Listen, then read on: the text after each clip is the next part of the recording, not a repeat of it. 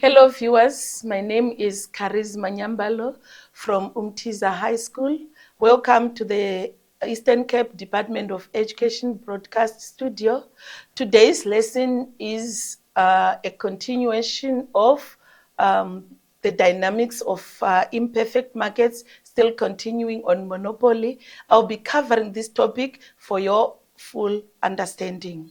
Another thing that is also very important to note, I said number one, the points start at the same point. Number two, when you are coming with the marginal revenue, it should be about halfway from the origin to the marginal revenue and to the demand curve. So it is halfway between the origin and the demand curve. So always when drawing the curves, it should be about halfway.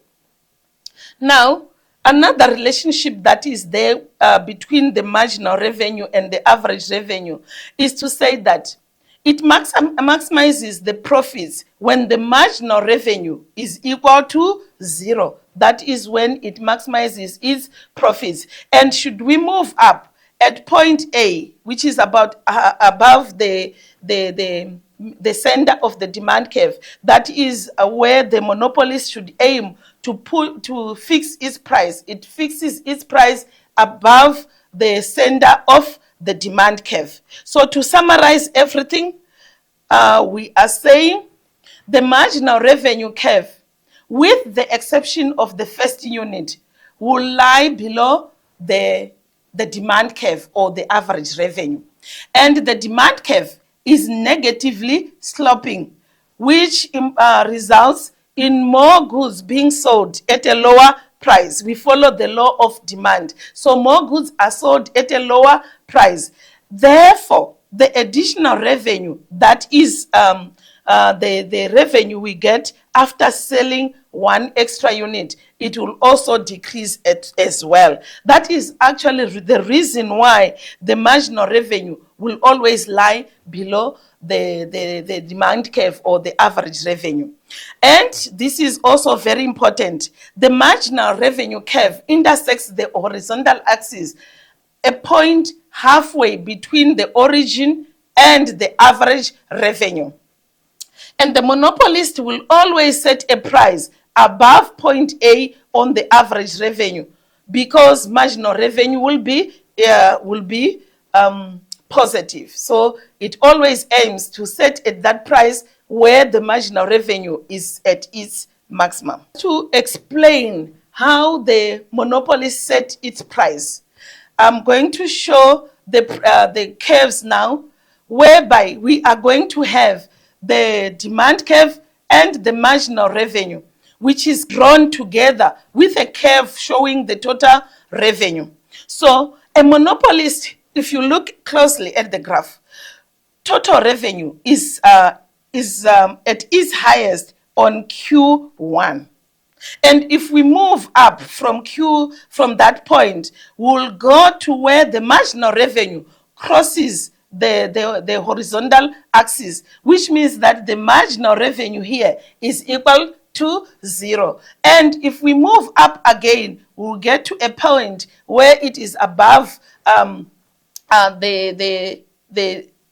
it is above the center of the demand curve. So a monopolist will aim to put a price where it is above the center of the demand curve.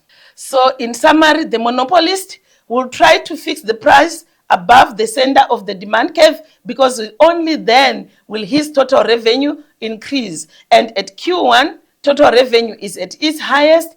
Q1 intersects the demand curve of the top graph above the center of the demand curve. Now we want to look at the short run equilibrium positions of a monopolist. A monopolist in the short run can make economic profit. So a few things that we need to know. We need to know how to draw graphs showing the economic profit. And we also need to be able to calculate the economic profit. We also need to explain the graphs that we would have drawn. So I will show how we draw. Again, we start with the with the vertical and horizontal axis, we label the quantity, we label price, and we label revenue and cost. We need to remember always, we need to remember to label all three. Now, we draw the demand curve, which is our D, which is equal to the average revenue. And we need not to forget, we need to put the marginal revenue, which is always lying below the demand curve. And they should always start on the same point. And after drawing the two marginal revenue curves, we now need to insert the average cost curve. So this will be our average cost curve. And now we need to come up with the marginal revenue curve, which will cut through the minimum. So that is our marginal cost curve. Now, the next thing is to determine the profit maximization point. The profit maximization point is where the marginal revenue is equal to the marginal cost. And that point, we find it where the two curves cross each other. We put a dot on it and we label it E. And we also label it marginal revenue equal to marginal cost. At that point, the profit maximization point, it tells us the quantity. So if we go down, if you look here, if you go down from the equilibrium point, we get the Q, which is 10 units that are being produced. But if we go up again starting from the equilibrium point, we get to the average cost curve. And on the average cost curve, that's where we are going to have the average cost. If we go up again, starting from the profit maximization point, going up, we go to the demand curve. At the demand curve, we are going to get to a point where we get the price, because always in monopoly, the price is on the demand curve. So we take the price on the demand curve and we label it P. And in this case, we've chosen to call it 10, and the cost is 6 and the quantity is 10. So let us move on to explaining economic profit. So when drawing this graph, what is important is to make sure that we label the graph, the axis, we also label on the axis, and we draw the graphs using the information that we have learned so far, like the demand curve, that it should be downward sloping, and the marginal revenue should cut through the horizontal axis about halfway from the origin to the average revenue. So we put vertical axis and the horizontal axis, and we label quantity, original, then price, revenue, and cost. So we put the demand curve and we label it D, which is equal to AR. We also now insert the marginal revenue, and remember, it should always start about the same point. That is the marginal revenue lying below the average revenue or the demand curve. Now, the next thing now would be to insert the average cost curve. There is the average cost curve, and each time we draw, we label the curve that we have drawn. Now we put the marginal cost curve cutting through the minimum of the average cost curve. The next thing would be to determine the profit maximization point. That is very important to determine this point. And this point, we determine it, or we get it where the marginal revenue is equal to the marginal cost. So there is the marginal revenue, there is the marginal cost. Where the two curves meet, that is where we are going to put a dot. And we are going to label it as our equilibrium. We also label it, and so we say marginal revenue is equal to marginal cost. Now, the importance of this equilibrium point, it tells us how much the quantity that the monopolist is going to aim to produce, which we will say Q. And this we are now labeling on the axis. Again, from this equilibrium point or profit maximization point, if we go straight, we are going to hit the average cost curve. There we go to point that I called here point B. And at that point, we are measuring, or we are getting the average cost. So we are going to draw it going to the left to get the average cost. So we label it C. And then again, straight from the equilibrium point, going straight up, we are going to hit the average revenue curve or our demand curve. Always in monopoly, the price is on the demand curve. So this point is point A here. That is where we are going to measure the price. That is our price. And this on my graph, I've called it I've said the price is 10, the cost or the average cost here is 6, and the quantity, the profit maximization quantity is 10. So the next stage now would be to explain or to show the profit, the economic profit. The way we do it is by shading. We shade the whole rectangle and label it economic profit. So that is our economic profit. Now, another thing that you need to know is to calculate the economic profit. There are two methods that we use to calculate the economic profit. We can calculate the economic profit by saying total revenue minus total cost. So here, the total revenue that we have is represented by area OPAQ.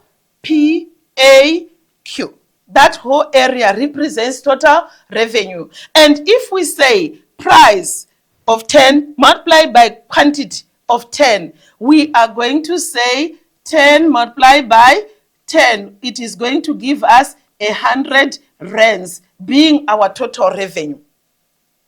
Now, the total cost is represented by area OCBQ, the unshaded area.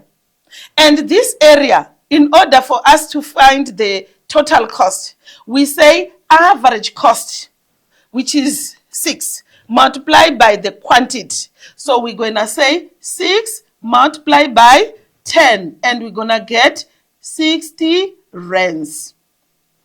So this monopolist is actually making an economic profit since the total revenue is greater than the total cost. And to find this economic profit, we're going to say total revenue of 100 rands minus the total cost of 60 rands, and we're going to get 40 rands. So the monopolist is making an economic profit of 40 rands, which is shown by the shaded area C, P, A, and B. So this shaded area represents economic profits, and the economic profits are 40 rands. So that is very important for us to know that. So in the explanation, we say that this monopolist is producing at point at the equilibrium point E, where marginal revenue is equal to marginal cost, and at a price of P and the quantity of 100, and that it is making an economic profit represented by the shaded area.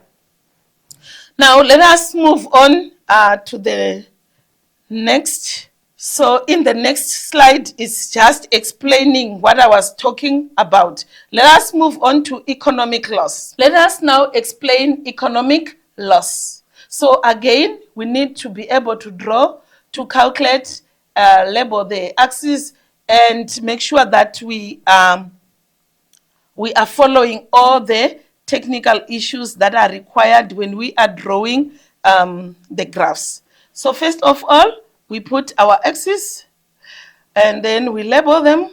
This is quantity and this is price, revenue and cost. So again, we come and put the demand curve, which is equal to the average revenue. And we come and draw the marginal revenue, which is about halfway, but lying below, which is about halfway to the origin, going to the average revenue. And these should be from starting on the same point. Now, when we are drawing, when we are fitting in the average cost curve, make sure that in this case, because we are making an economic loss, the average cost curve is now going to be above the average revenue. So this is the average cost. And we're going to come with the marginal revenue, which is going to cut, the marginal cost, which is going to cut through the minimum of the average cost curve.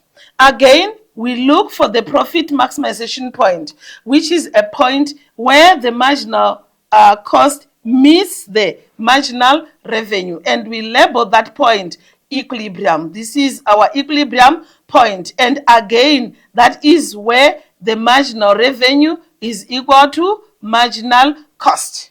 So from that point, we are going to find our equilibrium quantity, and we label it on the axis.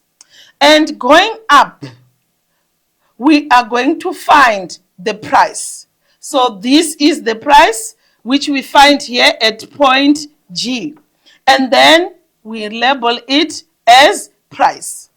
Going straight, starting again from the equilibrium, passing through the price, we're going to go and get to the average cost curve. And from that average cost curve at point F, we are going to get the average cost. And the average cost, as you can see here, is above the average revenue or the price, which means that the firm is making an economic loss. So we shade it and we label it economic loss. So in this case, the monopolist is making an economic loss since the price is less than the average cost, which will mean that the total revenue is less than the total cost. Since total revenue is actually represented by the unshaded area, yet total cost is represented by the whole area from O, C, F, and Q. And then the total, and then the total revenue is represented by O, P, G, and Q. So the area for total revenue is less than the area for total cost. So it is making an economic loss, which is represented by area P, C, F, and G. So the shaded area will represent the economic loss. Now let us calculate the economic loss. The economic loss now, we're going to say, still say total revenue minus total cost. That is where we normally get problems, because in this case, the total revenue is going to be less than the total cost, but we don't have to swap the figures so that you get a positive. We leave the figures as they are. So in this case, the total revenue, we said, is the unshaded area, and we're going to say the price multiplied by the quantity. So we're going to calculate 7 multiplied by 5, which is going to be 7 multiplied by 5, which will give us 35. And the total cost is going to be the average cost of 10 multiplied by 5. So the total cost is equal to 10, is going to be equal to 10 multiplied by 5, which is going to give us 50. So the total cost of 50 is greater than the total revenue of 35. So the firm is making an economic loss of 50 minus 35, which will give us 15. So the economic loss is 15 rands, which is shown by the shaded area. So just to summarize on everything, the total revenue is less than the total cost. And also we can use another formula, average revenue minus average cost, all multiplied by the quantity. So the average revenue here is 7 minus the average cost here, which is 10, and the quantity that we have, which is 5. So we're going to have minus 3 multiplied by 5, which is going to give us 15 rands. So the monopolist is making an economic loss of 15 rands. So this is the explanation shown in the second slide.